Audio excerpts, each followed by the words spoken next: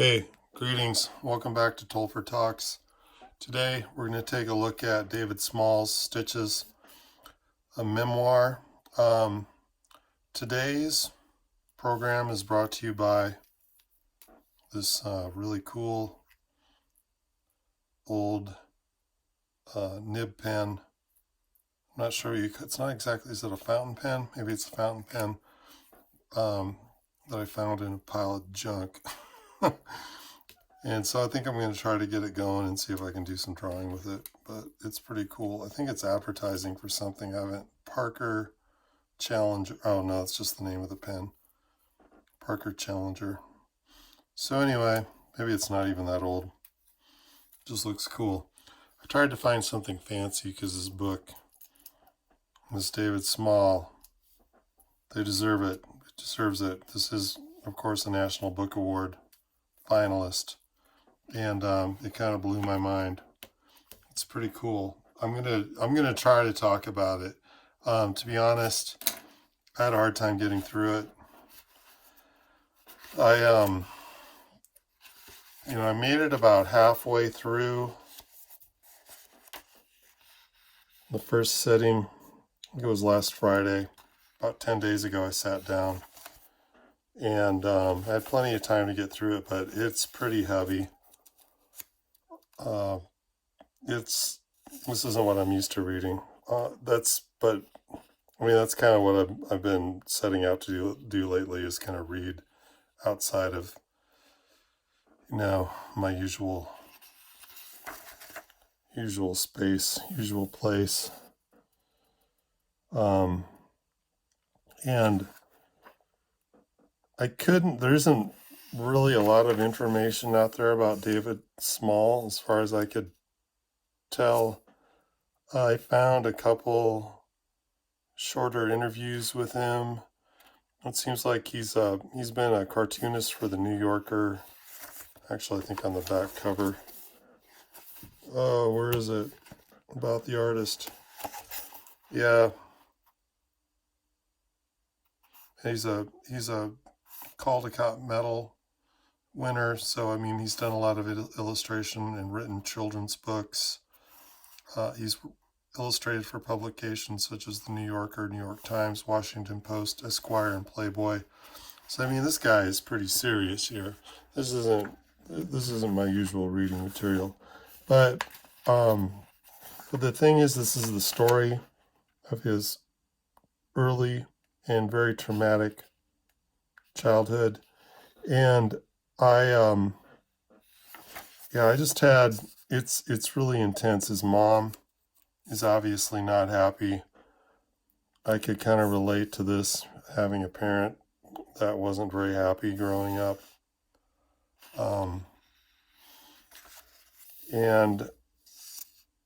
But what kept me going through this book is just, it's so well written, and he's not a comic book artist.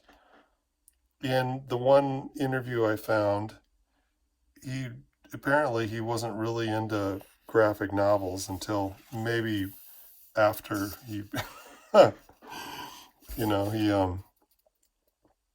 he was able to finish this book. So I find it's kind of remarkable that he would have such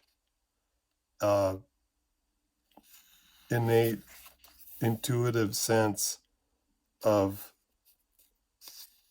sequential storytelling.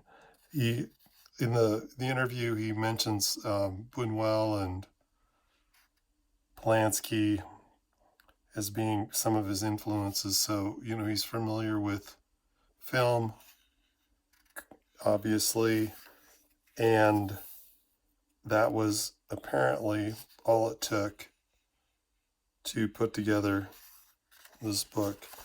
So it starts off with young David. He's in this family. Things aren't going well for him. He's not happy, mostly because his parents don't seem happy.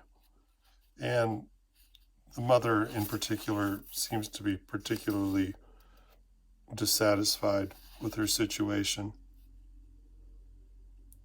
in this bit, he talks about everybody had their language. His mom's was slamming doors. Her little cough. His father's was the punching bag. His brother, percussion, liked to beat on the drum.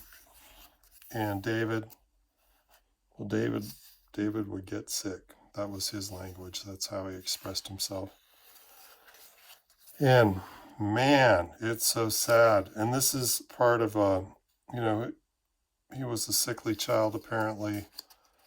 And, back in the day, one of the things they did to kids, apparently he was asthmatic. He had a little trouble breathing, and they would expose the kid with that problem to a dose of X-rays. I hadn't heard about this, so I'm hoping. I'm sure they've stopped. I'm kind of wondering what was going on when I was a kid now. But so his father was a radiologist.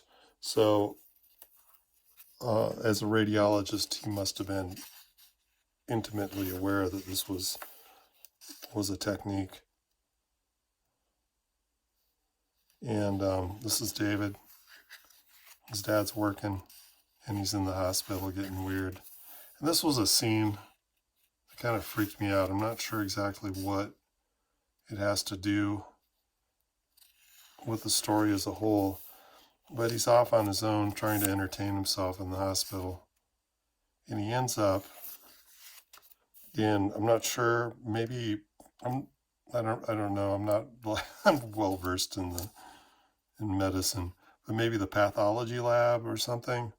But apparently there's some fetuses that have been bottled in, I suppose formaldehyde, whatever, who knows. And I'd like to hear the author talk about this scene and how it,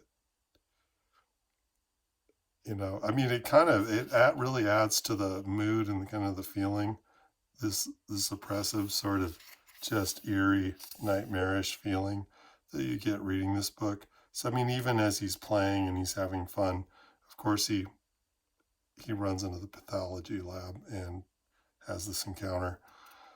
Comes back down, he's lost his shoes, he's in trouble, because even though his father's in medicine, apparently there's money problems at home. But so he starts dreaming of that little guy.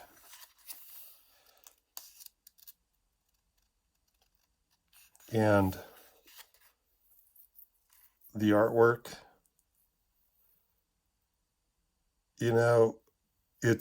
I know for a lot of comic book guys, this might not be your idea of great artwork, but I think, if an artist has a handful of things going on for them, they're going to be in good shape. And David Small obviously has an excellent command of likeness. This is David. What I find remarkable is later on we'll see some panels where it looks like his brother maybe takes more after his mother or after his father, whereas he seems to look a little bit more like his mother. And so that I find that is pretty impressive. He obviously knows about perspective. We have some variety in the line. So he's maybe using a brush for a lot of this, pen for some of the finer lines. And then we see different values in the washes and a really excellent sense of composition, I feel. He's kind of got sort of the rule of thirds going on here, kind of. David is the center of interest, but he's not pretty close to the center, but there's this nice flow through the panel. Same here. So, for all you guys out there that are like, why isn't it more detailed? I don't know. In this case, I don't know if it needs to be more detailed. And, I'm one of those guys. I like a good action-packed, comic book double page spread with lots of detail and lots of craziness. But I don't know if that would suit the story. This seems, for a kid's story, this art really seems to work. And so there's a little foreshadowing in this scene. He's hanging out with his brother. I don't plan on going through this whole thing because, there's a lot to it. But basically what I want to say is if you find this book, maybe you don't want to spend the money on it. I think he's doing okay. I don't think he's a starving artist. So don't worry about checking it out of the library. But there's a lot to learn in this book. So anyway, they're looking through his father's medical journals and come across this guy with a growth. And we'll see that later on that becomes a bit of a problem for young David, who is learning to channel some of his, I'm not sure what, frustration with this situation, some of his unhappiness into his art, rather than just maybe getting sick all the time. And this is where he began to lose me. So we're getting further in, and he didn't lose me. I was definitely into this, but he's going to visit his grandparents, and of course the grandparents are just as crazy as his parents. And I guess I come from a family where mom and dad are gone, but where basically I'm alienated from my brother and sister. And I, so in this case, it's just hard for me to, it felt kind of like he was throwing his parents under the bus. I guess it felt like, this kind of tell-all sort of book. Just, I don't know. It was just hard for me to watch another family that's probably not, I'm not going to say my family is this dysfunctional, but, or was, but, maybe, I don't know. But I think, from listening to the interviews, it sounds like this book brought David back together with his brother, and they came together over this book. So I guess I see that as a positive, and I just wish, it just seemed to me like he wasn't really showing the sympathetic side to his parents. You get a glimpse of it, but it was hard for me to read. Like I said, I'm even getting a little choked up talking about it now. It's just so heartbreaking to see a family that can't get together. But I think the cool thing is that he doesn't make this about his brother. He makes it about the parents. And I think in my case, it became about me. And as if there were no parents. And I don't know if that's, I mean, ultimately, as a parent myself, I guess I feel like I'm I'm responsible. But I guess that's not an uncommon thing to kind of make the parent you know, either demonize the parent or turn the parent into an idol and this perfect being that can do no wrong. And if that's the case, then if there's problems of some kind, somebody has to be blamed. But anyway, I'm glad I went back to it because it's a really powerful story. The reason I went back to it is one of the blurbs on the back is by Stan Lee. So I figured if Stan Lee was into this, it's got to be good. But anyway, in this scene, David has spent the day with his grandmother, and he doesn't want to be left alone again. And he's telling his mom. And the pacing from panel to panel, just it's really brilliant. He says, "Mama, are you going to go away again tomorrow?" "I don't know, maybe. Why?" "I don't want you to go." "Mama, I don't want you to go away." "Why?" Because. "Because why?"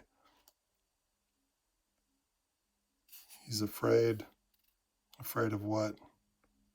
Of Grandma. And then there's this panel with no dialogue. Like she's having a moment. Like, oh man, he gets it or something. She realizes that he's becoming aware enough to know or something. And she's still looking at him like, I don't, obviously something is going on in her mind. I don't know what. Maybe we'll find out.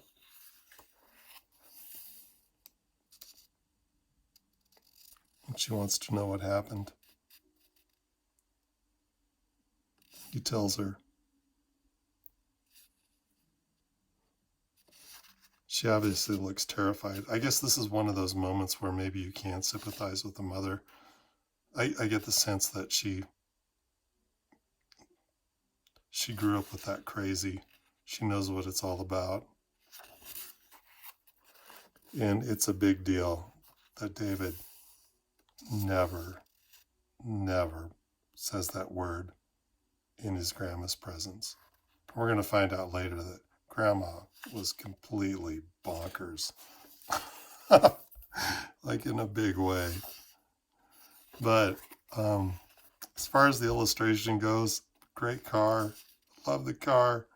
Man, and I love the loose, washy stuff. I know there's a lot of this other indie stuff out there where everything's kind of tighter and really simplified. And I'm still having a hard time, really appreciating that style of artwork. But this really works for me. I like it. And this is where we find out David's mom digs on chicks. Maybe part of the source of her. Well, we don't know for sure, but there's some hints. I guess we find out later for sure. But on the way out, one of the guests that seems particularly friendly with Mom mentions this growth on David's neck and says, "Hey, you should check it out."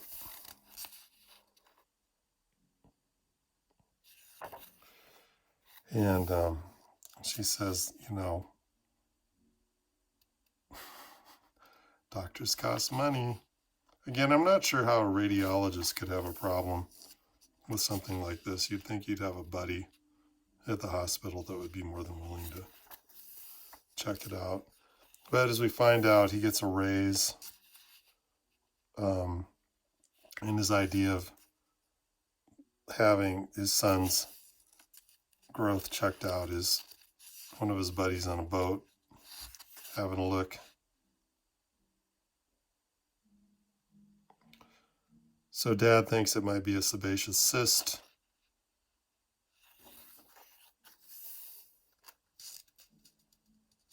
His friend agrees, but they decide to take a few shots, see what it's all about. And confirmation, it's a sebaceous cyst. Probably need to have it removed, but no hurry.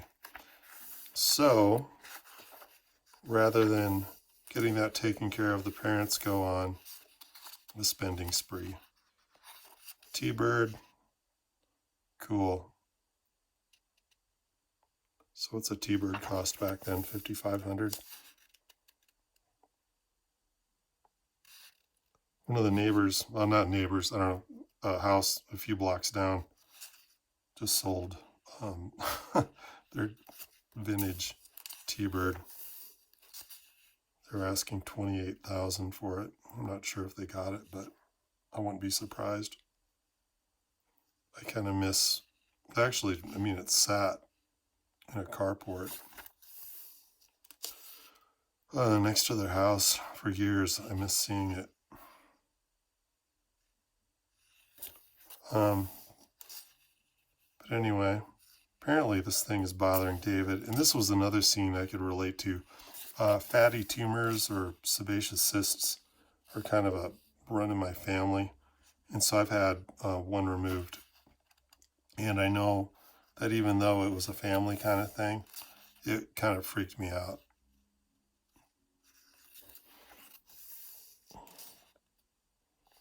But now his mom's not happy with him for reading Lolita. And, you know, I don't know, this could have maybe been left out of the book. In the interview, he talked about streamlining his book. But I think it's part of just to show maybe the psychological control that the mom was exerting over him. I mean, like literally tried to control every aspect of his life, what he read,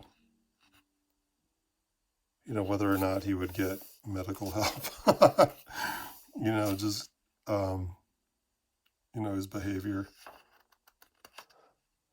But here we go. So he goes in thinking that they're going to remove a sebaceous cyst, wakes up to find he needs to go in for another operation. And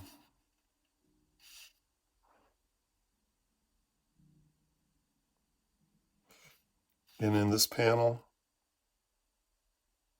you think that maybe mom cares a little bit.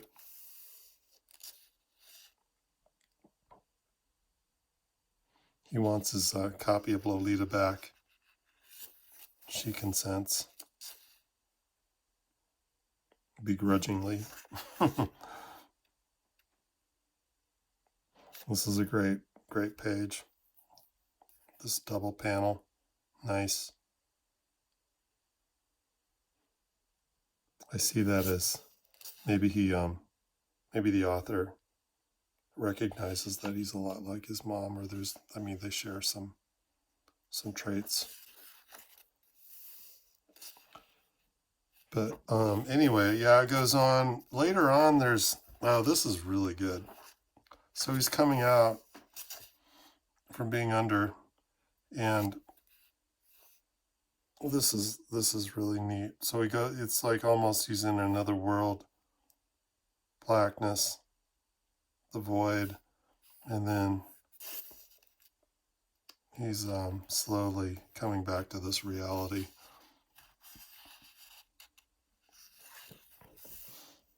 And found out that they've taken, this is what I wanted to show you guys, right through here.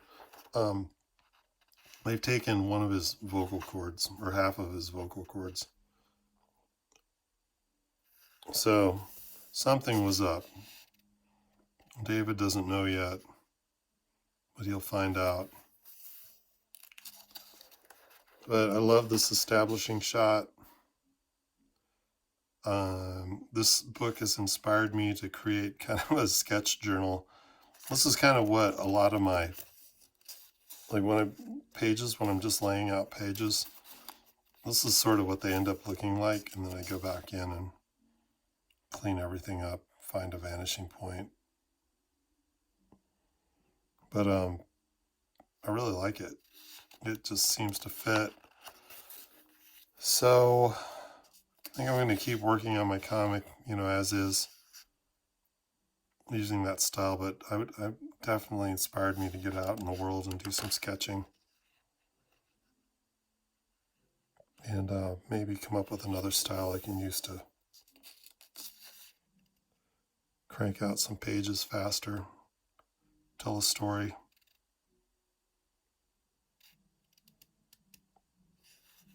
But anyway, of course, he's brokenhearted especially when he finally sees the scar.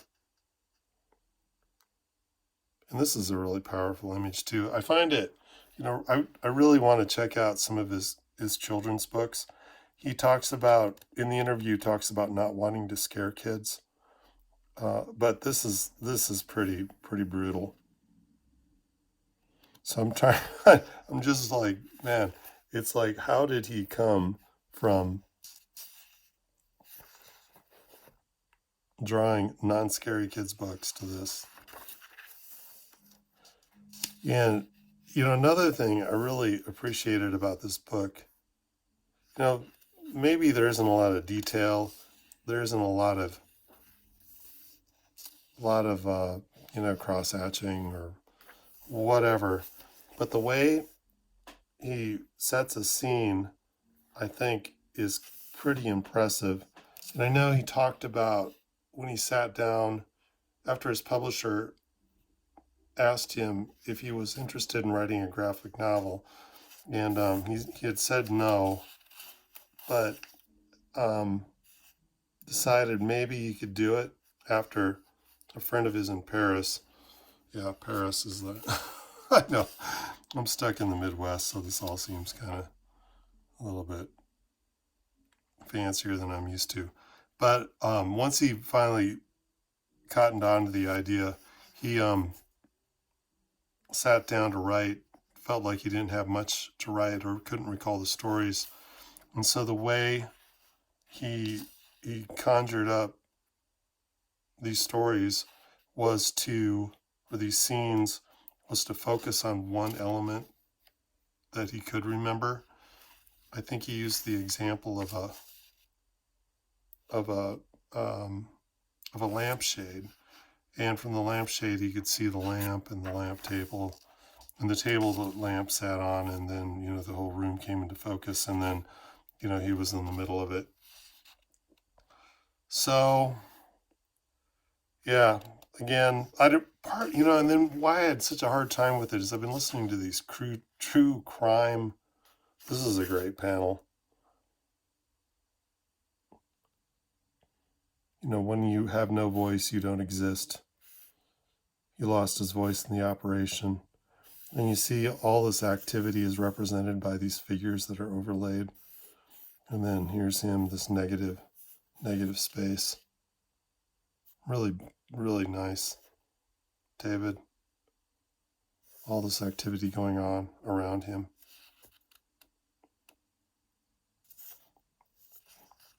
And no face. Just negative space. Pretty cool. But that's how we built up these scenes. And some of these true crime stories seem to involve, or one in particular would involve like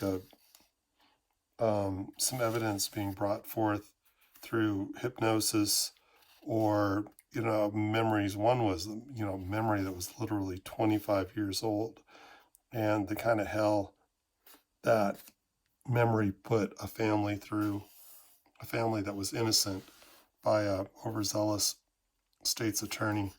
And it's just so I would kind of,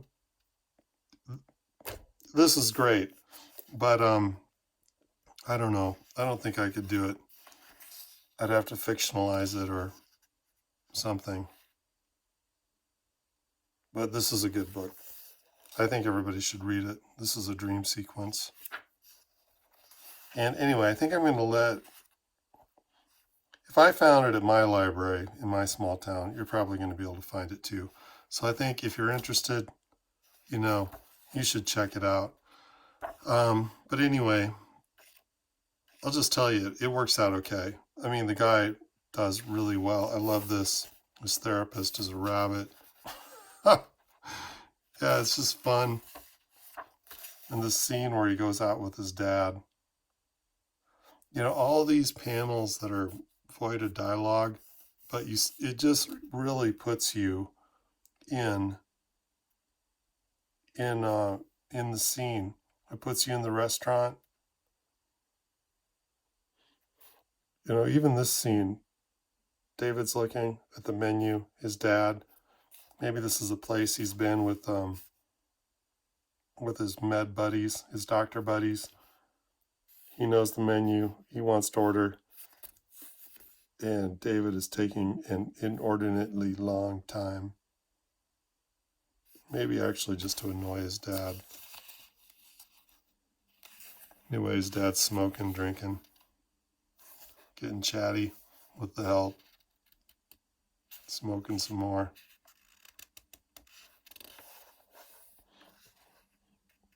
They eat in silence. Yeah, and at this point, I believe David knows that the tumor was actually cancer. And they're still trying to, at least the mom anyway, in particular, is playing it off as this was a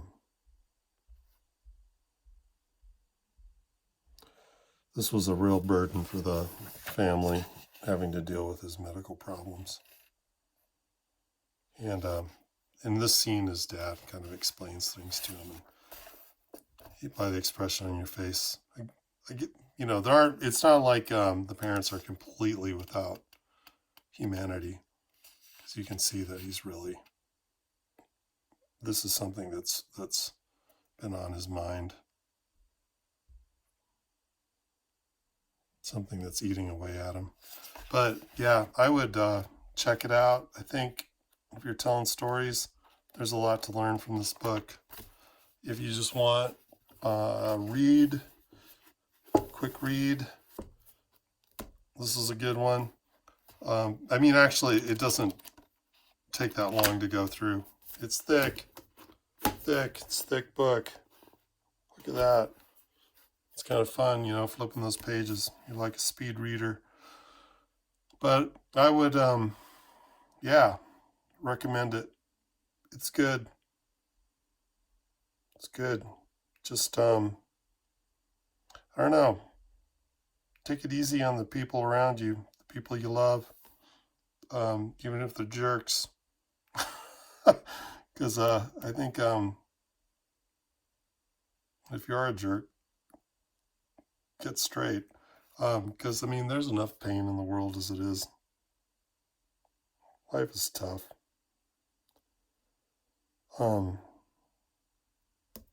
Anyway, more than just a comic book here, I believe. Good stuff. Maybe not the kind of thing that you would read.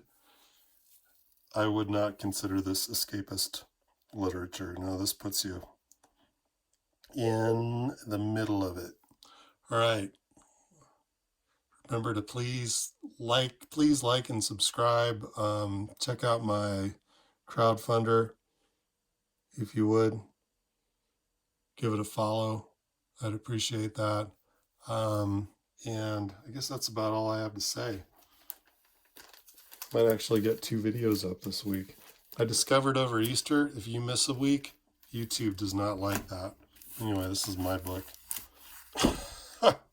Yeah, it's not. It's kind of trashy. Actually, it's got this has a good story. It isn't trashy. There's some good stuff. All right. Take care.